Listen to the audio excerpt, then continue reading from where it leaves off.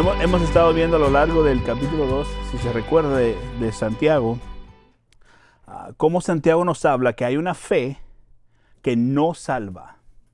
Él nos identifica una fe que no salva. Es una fe que afirma a Jesús, una fe que cree en Jesús, una fe que dice las cosas correctas, pero en sus acciones esa fe no es real, porque toda la evidencia apunta a que porque no hay frutos buenos que Dios ha establecido de antemano, esa persona solamente está diciendo que tiene fe en Cristo Jesús, pero no ha sido en realidad regenerada por el Espíritu Santo. ¿Por qué? Porque la evidencia de su vida muestra que no hay buenos frutos. Entonces, esto es lo que hemos estado viendo. Hay verdaderos seguidores y falsos seguidores, dice Santiago. Y lo que él nos está llamando a hacer es que no seamos solo oidores, sino hacedores de la palabra de Dios. Amén. Así que, si adelantamos del tiempo de Santiago hacia adelante a la época de los reformadores, sabemos que la Iglesia Católica Romana tenía teólogos que se apoyaban fuertemente en este capítulo 2 que hemos estado viendo de Santiago, para decir y sostener la idea de que la justificación no solo es por fe, sino también por obras, enseñaban ellos. Que eso es lo que la Iglesia Católica hasta hoy en día sigue enseñando, que es por fe más obras. Los reformadores, obvio, enseñaban que la justificación es algo gratis, algo que Dios regala, un don de Dios. Pero a primera vista, si leemos así rápidamente Santiago, parece que Santiago está enseñando que las obras son necesarias para la salvación, pero lo vimos la semana pasada y nos dimos cuenta que no es así. No hay ningún conflicto entre el apóstol Pablo y Santiago en estas cosas, sino que los dos están simple y sencillamente peleando la misma batalla. Pablo enseña que la salvación es por fe solamente, y Santiago nos dice que hay una fe verdadera y una fe falsa. Entonces eso es lo que tenemos que mantener en mente. Un hombre que dice tener fe pero no tiene obras es un hombre que tiene una falsa fe. Amén. Y la verdadera fe se manifiesta ¿en qué? En las buenas obras. Eso es lo que nos está enseñando Santiago. Y una persona que profesa a Cristo y luego vive su vida caracterizada por la injusticia, el pecado habitual, no hay perseverancia hacia las cosas del Señor, es una persona que tiene, y Santiago dice, lo llama de esta manera, una fe muerta. No puedes decir algo, dice, y no se ve en tu vida. Entonces él está diciendo, esa es una fe muerta, sin ningún tipo de vida espiritual, sin ningún verdadero amor a Dios. No hay amor hacia la santidad, no hay amor hacia la búsqueda de la santidad, la piedad, la justicia, el hambre de su palabra. Eso tiene que ser evidente en una persona que tiene fe verdadera. Pero si no hay eso, hay un problema. Mira lo que dice Pablo, 2 Corintios 5:17. 2 Corintios 5:17. Dice, de modo que si alguno está en Cristo, nueva criatura es. O sea, ya no es igual, ¿no? Las cosas viejas pasaron, ahora han sido hechas nuevas. Cuando alguien tiene una fe muerta, no hay ningún tipo de triunfo en su vida espiritual, sino que en medio de los problemas se siente desechado. El verdadero creyente en medio de los problemas aún tiene triunfo. ¿Por qué? Porque su esperanza está ¿en quién? En Cristo Jesús. Alguien que no tiene una fe verdadera, que tiene una fe muerta, no hay deseo de responder a la palabra de Dios adecuadamente. No hay ningún deseo de hambre ni anhelo de vivir una vida pura ante Dios. No hay un autoexamen a la luz de la palabra de Dios que lleva a identificar áreas de nuestra vida que necesitan morir. Esto es parte del verdadero cristiano que tiene una fe verdadera. No hay un hambre, deseo de santificación. No hay una búsqueda continua. No hay un deseo interno de su palabra. No hay control de la lengua. Hablan de más, y eso lo vamos a ver en el capítulo que viene, la cual se tiene que usar para la gloria de Dios, no para otras cosas. No hay verdadera compasión, no hay generosidad, no hay amor, no hay un corazón humilde, no hay un espíritu manso, sino hay rebeldía. Todas esas son evidencias, tal como hay evidencia de un verdadero cristiano, hay evidencias de una fe falsa. no hay una transformación real. Así que Santiago nos ha estado mostrando qué es la fe muerta, ¿no? ¿Cómo se ve? Ahora, en estos versos, él nos va a mostrar qué es la fe viva, cómo sucede esta fe verdadera, ¿no? La fe sin obras no es fe verdadera, dice, pero la fe verdadera tiene sus obras. Y ahora vamos a ver en estos versos cómo él explica cómo se ve una verdadera fe. Vaya conmigo entonces, verso 21. Vamos a leer del 21 al 24 nada más ahorita. Capítulo 2, 21 al 24 de Santiago 2. Dice, no fue justificado por las obras Abraham. Y él va a dar dos tipos de ejemplos acá. Verso 21. No fue justificado por las obras Abraham, nuestro padre, cuando ofreció a su hijo Isaac sobre el altar. Verso 22. Ya ves que la fe actuaba juntamente con sus obras. Y como resultado de las obras, la fe fue, que dice, perfeccionada. Y se cumplió la escritura que dice, y Abraham creyó a Dios y le fue contado, ¿por qué? Por justicia. Y fue llamado, y eso es importante, subraya ahí, amigo de qué? Amigo de Dios. Ustedes, verso 24, ven que el hombre es justificado por las obras y no solo por la fe. Oiga lo que está diciendo aquí Santiago. Ustedes ven que el hombre es justificado por las obras y no solo, dice, por la fe. Pero hemos oído a Pablo decir que solamente por fe alguien es justificado. Pero ya hablamos de eso la semana pasada, donde vemos que no hay ningún conflicto entre ellos. Al contrario, están avanzando y peleando la misma batalla. Ahora, esto es importante porque Pablo quiere que entendamos algo acerca de Abraham. Y se hace referencia en Gálatas capítulo 3, verso 7. Mire Gálatas 3, 7 rápidamente. Donde él dice que Abraham es el padre de la fe. Abraham es el padre de la fe. ¿Para quiénes? Para todos aquellos que creen. ¿Okay?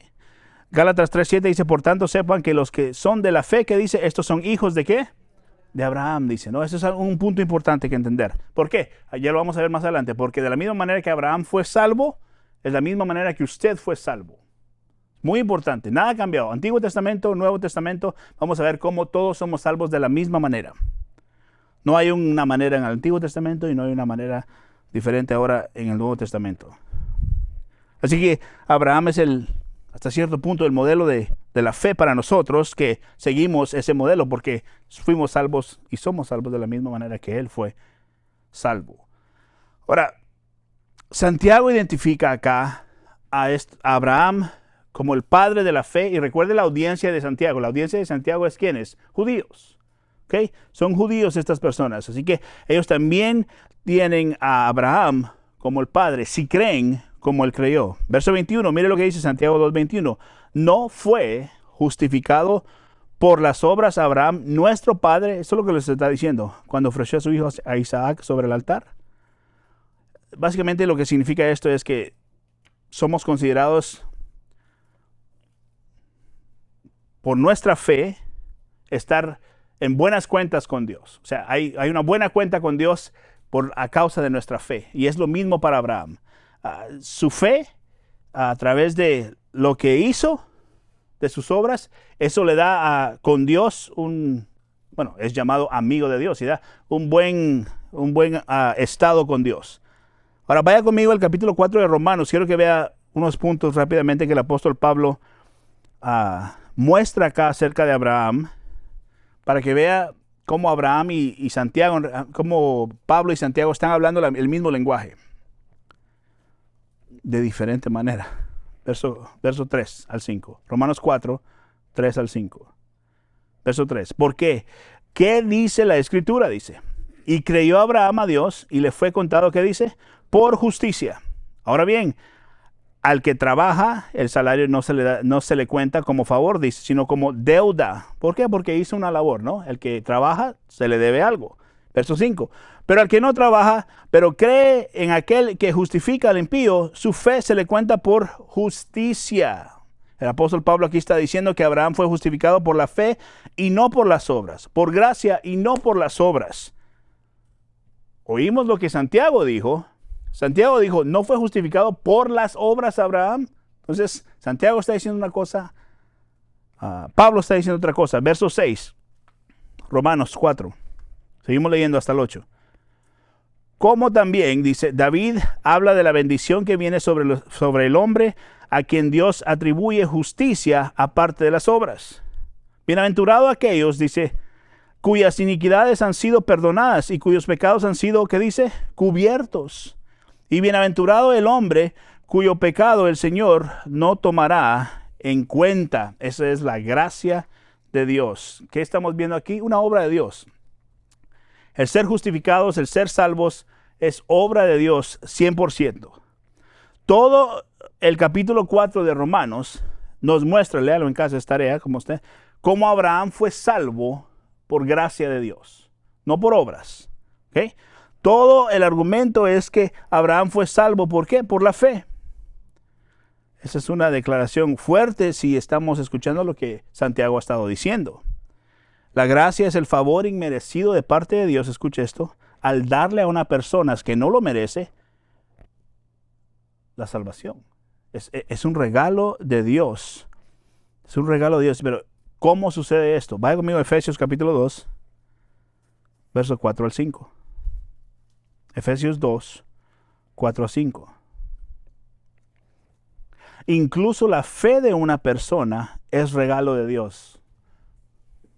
O sea, el momento en que alguien cree, esa persona creyó porque fue un regalo de Dios que creyera. ¿Ok? Por eso, si los domingos, si usted ha estado aquí un poco de tiempo, me ha oído decir que el arrepentimiento es un regalo de Dios.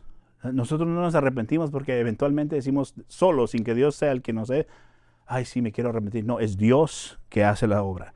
Mire, Efesios 2, 4 y 5. Dice, pero Dios, que es rico en misericordia, por causa del gran amor con que nos amó, dice, aun cuando estábamos, ¿qué dice? Muertos en nuestros delitos, dice. Nos dio vida juntamente por Cristo, con Cristo, por gracia ustedes han sido salvos. Baje al verso 8 y 9 rápidamente, ahí mismo Efesios 2. Porque por gracia ustedes han sido salvos, por medio de la fe. Y esto no procede de ustedes, sino que es don de Dios. No por obras, para que nadie se gloríe. Entonces, ¿qué está diciendo Pablo? ¿Y qué está diciendo Santiago? Es muy importante entenderlo, ¿no? Por un lado, Pablo parece estar diciendo, y con razón, la salvación, la justificación es por gracia. ¿Okay? Ahora, por el otro lado, Santiago está explicándonos en el capítulo 2, estos versos que leímos, que Abraham fue justificado por las obras. Ahora, ¿cómo conectamos y cómo entendemos esto correctamente? Porque es importante, obvio, no hay equivocaciones en la Biblia. Romanos 4.2 nos ayuda con esto. Mire Romanos 4.2. Ahora, este es Pablo hablando acerca de Abraham, diciendo lo mismo que Santiago está diciendo. Romanos 4.2. Porque si Abraham fue justificado por las obras, tiene, dice, de qué jactarse, pero no para con Dios. Algo que tiene que estar claro para nosotros es que ni usted, ni yo, ni nadie, ni ellos, ni ninguna persona en la historia del mundo podemos ser justificados por las obras ante Dios, sino solamente por la fe. ¿Okay? Esto no hay otra manera de decir esto. La idea es esta. Tenemos que entender que cuando estamos en Cristo, estamos completamente muertos. Lo leímos en Efesios 2. Estamos espiritualmente en bancarrota. Póngalo de esta manera. Espiritualmente no hay que ofrecerle a Dios. No tenemos que ofrecerle a Dios. Estamos totalmente en bancarrota. Entonces, al poner nuestra fe en Cristo Jesús, ¿qué sucede? Dios deposita en nuestra cuenta o a nuestra cuenta, ¿qué? La justicia de Cristo. La justicia de Cristo. Y esa es la manera que podemos todos ser salvos y estar en la presencia de Dios. ¿Por qué? Porque la justicia que fue, la justicia de Cristo es imputada a nosotros. Amén. Eso es lo que tenemos que entender. No podíamos, no podemos, y solo Dios, a través de lo que Cristo hizo en la cruz del Calvario, puede darnos esta salvación. Ahora, así mismo como usted y yo fuimos salvos, así mismo fue salvo Abraham. ¿Okay? De la misma manera.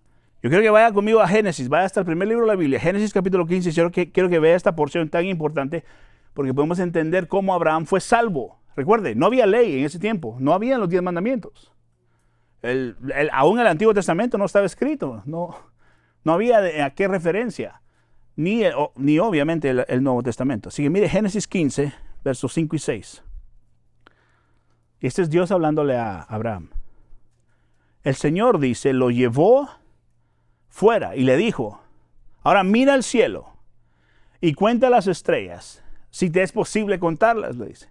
Y añadió, la segunda parte del 5, así será tu descendencia. Verso 6. Y Abraham, ¿qué dice? Creyó en el Señor. Y él se lo reconoció, o se le contó, ¿qué dice? Por justicia. Ahora, entendemos que para creer, Dios tiene que haber hecho algo en el corazón de Abraham primero. Porque no creemos porque somos buenos. Creemos porque Dios ya obró en nuestro corazón, ¿no?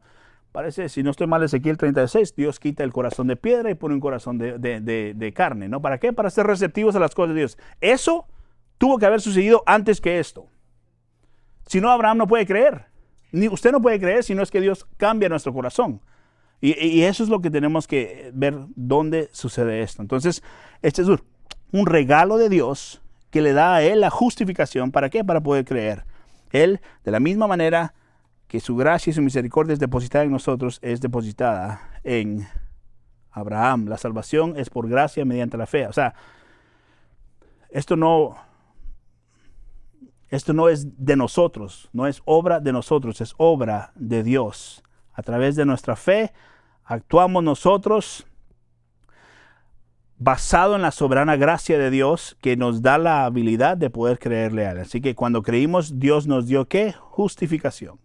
Y así es en el Antiguo Testamento, así es en el Nuevo Testamento. No importa quién sea, Abraham o usted, somos salvos de la misma manera. La plenitud de la revelación de Dios, escucha esto, no estaba aún revelada y Dios salva a Abraham. No hay salvación por obras. No existe.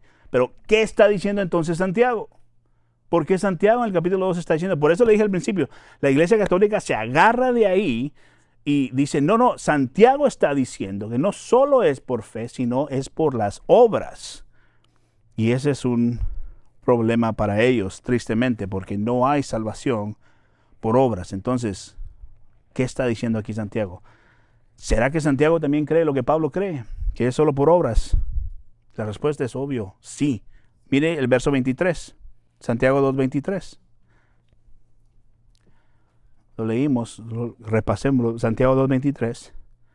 Y se cumplió la escritura que dice, y Abraham creyó a Dios y le fue contado por justicia y fue llamado amigo de Dios. Entonces Santiago aquí está diciendo lo mismo, ¿no? Que Génesis capítulo 15, que acabamos de leer, verso 6 dice, o sea, Pablo hace referencia a lo mismo que Santiago hace referencia. Es exactamente lo mismo que Pablo está diciendo en Romanos capítulo 4. O sea, no están en contradicción, suena como que están en contradicción, pero los dos están peleando una vez más, como les dije la semana pasada, la misma batalla. ¿Cómo entonces Dios justificó a Abraham? ¿Cómo Dios justificó si no había, o sea, si Cristo no estaba todavía y Cristo, y la misma manera que nosotros somos salvos, Abraham es salvo? Y la respuesta es por Cristo Jesús también. Aquí le explico cómo sucede esto. Cristo en el futuro iba a morir, amén, por los pecados de Abraham, tal como Cristo en el pasado murió por nuestros pecados. Es la misma manera. Solo que Él estaba antes que Cristo viniera a la tierra, pero ese mismo sacrificio es por la causa por la cual Abraham fue salvo. De la misma manera nosotros creemos en Cristo Jesús por lo que Él hizo en el pasado por nosotros. Ahora, quiero que vea esto, y esto es muy importante. Cuando Dios llama a Abraham, regrese a Génesis una vez más, capítulo 12 ahora, unos capítulos antes del 15, vemos donde en realidad Dios hace la obra en el corazón de Abraham para poder creer en Dios. Y vamos a ver su fe puesta en acción. Capítulo 12, verso 1 al 4. Y el Señor, Génesis 12, y el Señor dijo a Abraham, si ve aquí, su nombre es Abraham, vete de tu tierra, de entre tus parientes y de la casa de tu padre, a la tierra que yo te mostraré, le dice. Haré de ti una nación grande, y a la tierra que yo te mostraré, y haré de ti una nación grande, y te bendeciré, engrandeceré tu nombre, y serás, ¿qué dice? Bendecido. Bendeciré, verso 3, a los que te bendigan, y al que te maldiga, maldeciré. En ti serán benditas, ¿qué dice? Todas las familias de la tierra. Y aquí está el verso 4. Abraham se fue, tal como el Señor le había dicho. Y Lot se fue con él. Abraham, que dice, tenía 75 años cuando salió de Harán, dice. Recogió todo, mire, y se fue. De su tierra pagana, porque eran tierra pagana, no era Abraham cristiano, eran paganos. Y Dios decidió escogerlo. Y Dios decidió transformar su corazón. Tal como usted y yo, Dios ha hecho una obra en nuestro corazón para creer. De la misma manera, Dios hizo una obra en Abraham para poder creer. Lo saca de tierra pagana. O sea, él no era como que andaba buscando al verdadero Dios todopoderoso. Ellos adoraban a otros dioses. Y Dios lo escoge y lo saca de ahí porque tenía un propósito en su vida. La evidencia de que Abraham creyó, ¿cuál fue? Aquí está en el verso 4. Dios le dice qué hacer. ¿Y qué dice que él hizo? Actuó, obedeció. Abraham se fue tal como el Señor le había dicho. Eso quiere decir que él ya creía. Él creyó. ¿Cómo? Por obra de Dios. Dios había obrado de alguna manera soberanamente ya en su corazón. Hubo respuesta de fe. Comenzó a vivir la vida de fe desde ese punto en adelante. Ahora regrese a Santiago capítulo 2, verso 23. La última parte del verso 23, mire lo que dice el verso. Santiago 2, 23, mire lo que dice. Era llamado, ¿qué dice? Amigo de Dios. Imagínese eso. Copartícipe con Dios, el Dios Todopoderoso. Ahora, este es un título de intimidad, amigo. Es un título de comunión con Dios y resulta en su obediencia. El título se le da por su obediencia, porque camina con Dios. Isaías 41:8 dice que Dios dijo esto. No tiene que buscarlo, escuche, si quiere lo busca en casa. 41:8, Isaías 41:8. Pero tú, Dios hablando a Israel, siervo mío, Jacob, dice, a quien he escogido, descendiente. Y mire cómo Dios se refiere a Abraham. ¿Descendiente de quién? De Abraham, mi amigo, dice. Imagínense que Dios habla de Abraham a otros como su amigo. Eso es, como le dije, un título de intimidad. Y la pregunta es, ¿a quiénes Dios llama amigos? ¿Quién puede ser considerado un amigo de Dios? Bueno, Jesús habló de esto. Juan 15. Jesús dijo en Juan 15, ustedes son mis amigos. ¿Qué dijo? Si hacen lo que yo les mando. Ese es un amigo de Dios. Por ende, el que obedece es un amigo de Dios. Abraham fue llamado amigo de Dios porque obedeció. Ese es un título reservado para toda persona que obedece a Dios, obedece su palabra. Eso es. Es increíble. Entonces, es tan simple. Pero la evidencia es esa. El obediente a Dios es llamado amigo de Dios. Entonces, la pregunta surge, ¿cómo sabemos quién es un cristiano verdadero? ¿Cómo? Bueno, mire su vida.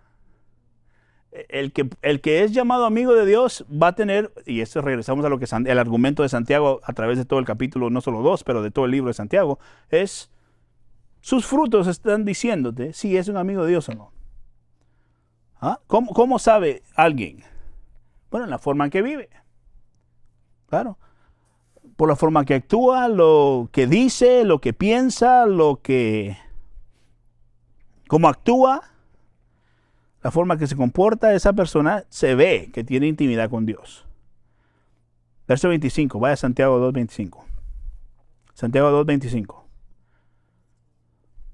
Mire, Santiago nos dio el ejemplo de Abraham, ¿no? Nos da el ejemplo de Abraham.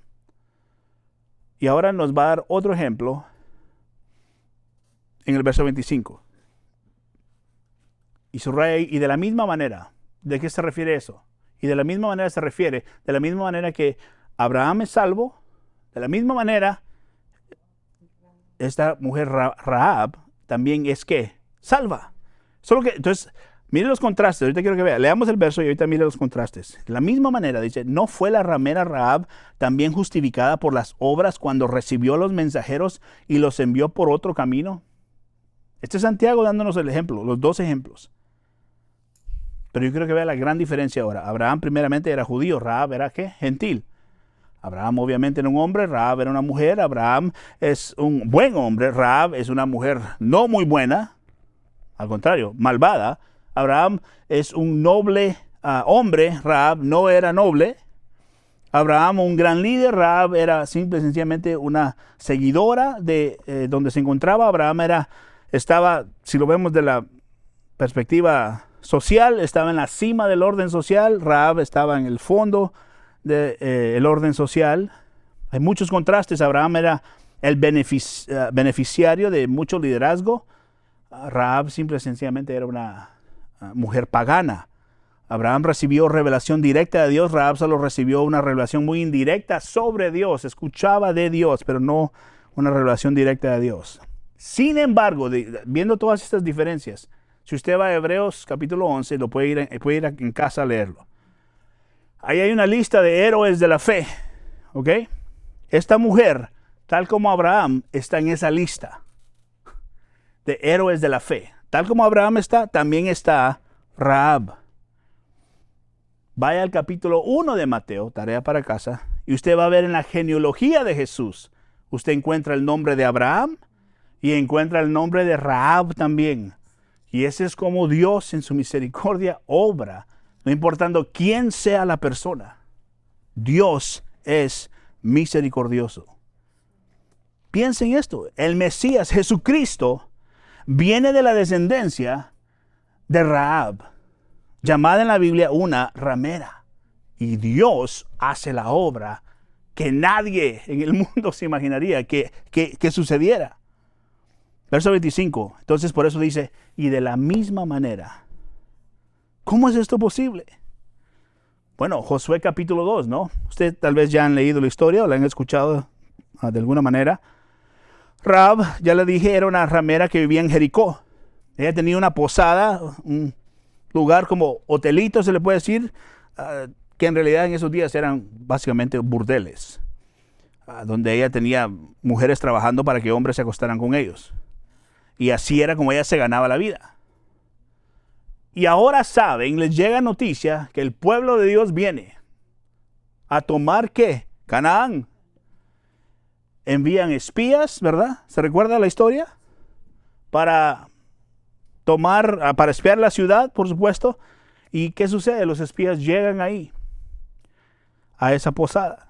Obvio, llegan no para los propósitos que esa posada sirve, sino que simplemente a dormir ahí, para espiar y luego regresar. Vaya conmigo a Josué 2, leamos una pequeña porción de esta historia para que vea cómo esto sucedió. Josué capítulo 2, verso 8 al 11. Doy un segundo para que encuentren Josué. Josué 2, verso 8 al 11. Verso 8 dice, antes que los espías se acostaran, Rahab subió al terrado, a la terraza donde ellos estaban. Y dijo a los hombres, verso 9, sé que el Señor les ha dado esta tierra. O sea, ella ya había oído. Y que el terror de ustedes ha caído sobre nosotros. Y que todos los habitantes del país se han acobardado ante ustedes. O sea, Jericó ya estaba vencido. Verso 10. Porque hemos oído, dice, cómo el Señor secó el agua del Mar Rojo delante de ustedes cuando salieron de Egipto. También supimos lo que hicieron a los dos reyes de los amorreos, dice, que estaban en el otro lado del Jordán, a Sehón, dice, y a Og, a quienes destruyeron por completo. Y mire el verso 11. Cuando oímos esto, nos acobardamos. no quedando, dice, ya valor en hombre alguno por causa de ustedes. Aquí está la parte que quiero que se dé cuenta. Porque el Señor, ella está hablando, el Dios de ustedes es Dios arriba en los cielos y abajo en la tierra. Esto es asombroso, que alguien como ella declare esto. Rahab creyó en ese momento. Y ese momento, escuche esto, ahí ella recibió su justificación por su declaración. De alguna manera Dios había soberanamente obrado en su corazón y el momento que ella declara esto de Dios, ella es justificada por Dios. Usted se dará cuenta, voy a leerle toda la historia, usted sabe cómo funciona todo. Ella deja su trapito ahí puesto en la ventana, ellos saben que ahí no tienen que entrar, ahí no van a hacerle nada a los que están en esa casa. Pero si usted se da cuenta cómo ella habla de Dios, es muy claro que ella cree en Dios. Ella creía en el Dios verdadero. Ella creía en el Dios que hizo los milagros para sacarlos de Egipto. Ella creía en el Dios que tenía el poder para derrotar a estos dos reyes. Ella creía en el Dios verdadero. ¿Por qué? Porque de alguna manera Dios ya había obrado en su corazón y eso causó que ella pudiera afirmar estas cosas. El Dios de ustedes, yo sé que ese Dios es el Dios de arriba, de los cielos y abajo de la tierra. En ese punto, ¿qué dice? Es cuando ella fue justificada por su fe. Su fe, esa justificación fue manifiesta. Ahora quiero que, ¿qué nos ha estado diciendo Santiago? No es solo porque alguien dice, sí, yo creo en Jesús, que es lo que ella hizo, yo creo en Dios, ¿no? Sino que el que demuestra con sus acciones que cree en Jesús vive y da frutos de arrepentimiento, da frutos buenos. ¿Cuál fue su fruto?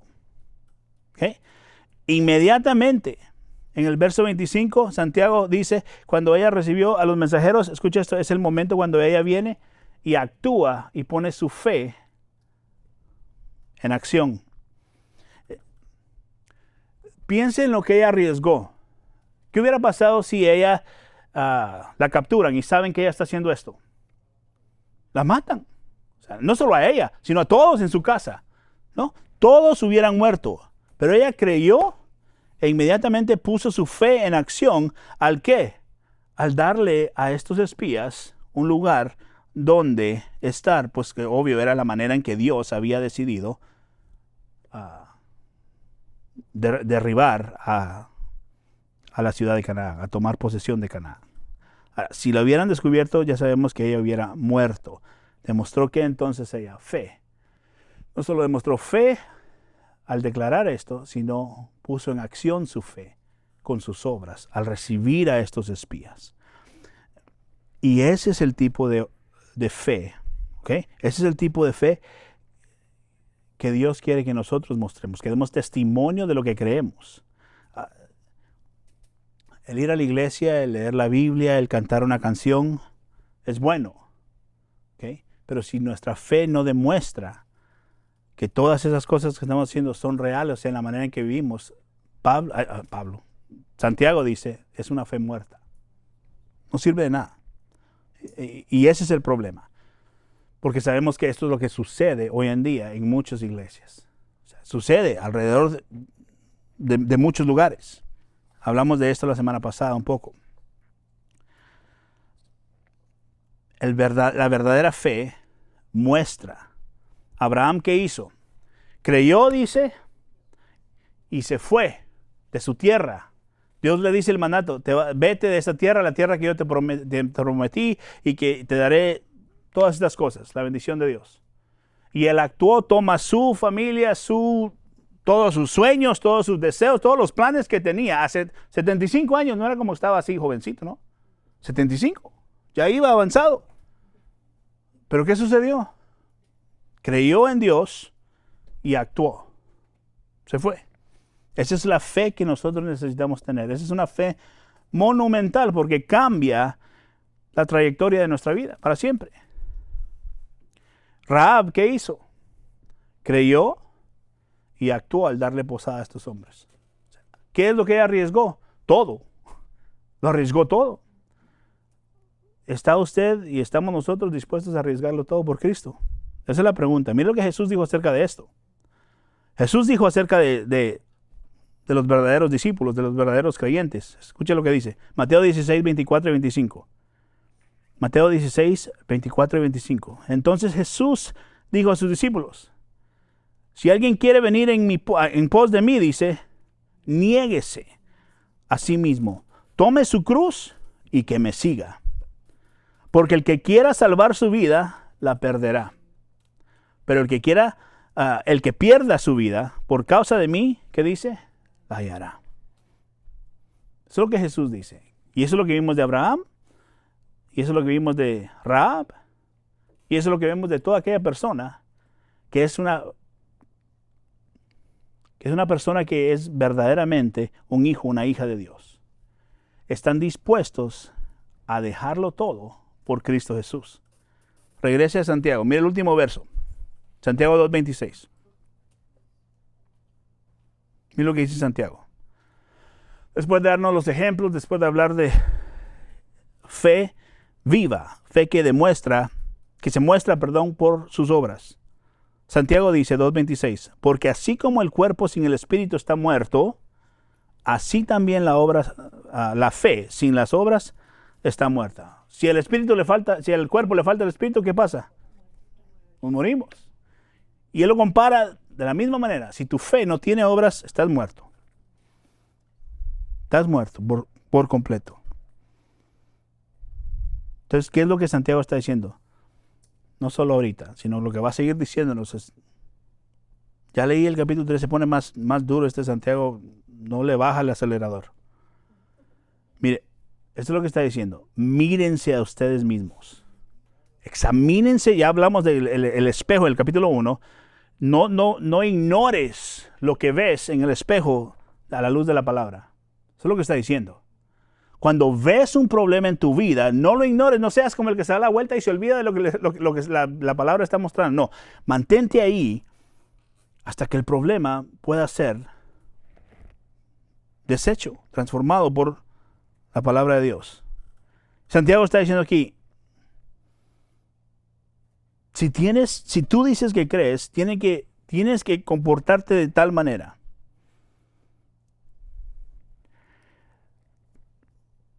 Si crees, tienes que obedecer. ¿Ah? Si crees, tienes que anhelar las cosas de Dios. Si lo amas, tienes que mostrar y obedecer que eres un hijo, una hija de Dios. Pregúntese esto, ¿busca su persona la santidad? ¿Busca su persona la piedad ante Dios? ¿Busca su persona la humildad? O sea, todas estas son características de un verdadero creyente. ¿Es nuestra fe salvadora o es nuestra fe muerta? Y Santiago nos está diciendo, asegúrate de que eres un cristiano con fe salvadora. No un cristiano que dice que es, pero tu vida lo está negando por completo. Como Abraham y como Rahab lo arriesgaron todo, estamos nosotros dispuestos a hacer lo mismo. Eso mostró que la fe de ellos era una fe real, una fe viva. Amén. Y la pregunta entonces es, ¿está nuestra fe muerta o viva? Amén. Y eso es entre usted y Dios. Y Santiago nos recuerda, no permitas que tú mismo te estés engañando, creyendo que eres cristiano cuando no eres. No te engañes a ti mismo, dice.